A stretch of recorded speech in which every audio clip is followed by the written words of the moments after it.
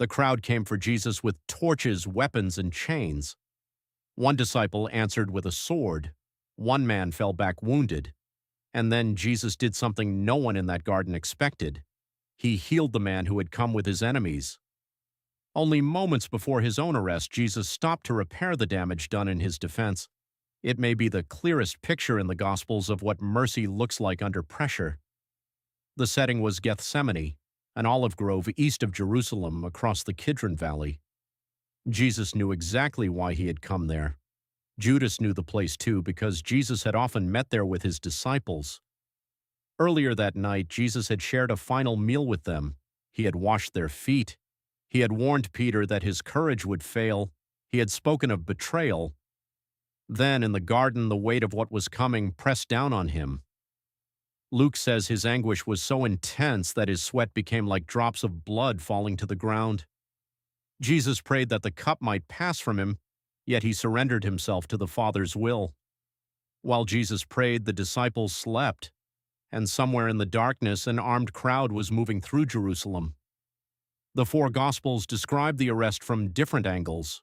Together, they show a large, organized group, representatives connected to the chief priests and elders, temple officers, and a detachment of soldiers.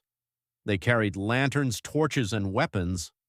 This was not a quiet conversation. The authorities expected danger or wanted overwhelming force.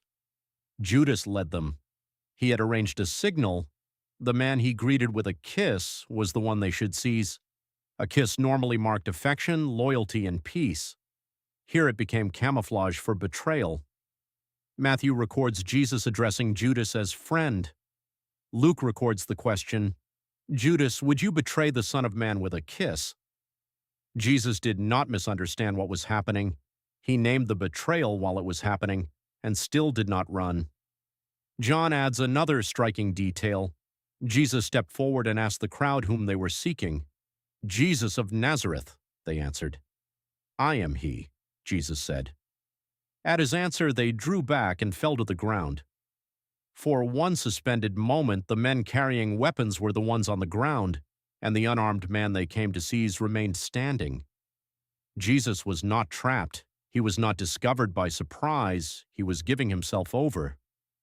He asked again whom they wanted. When they repeated his name, he told them to let the disciples go. Even at the moment of arrest, Jesus was placing himself between danger and the people who had failed to stay awake with him. But Peter saw the scene differently.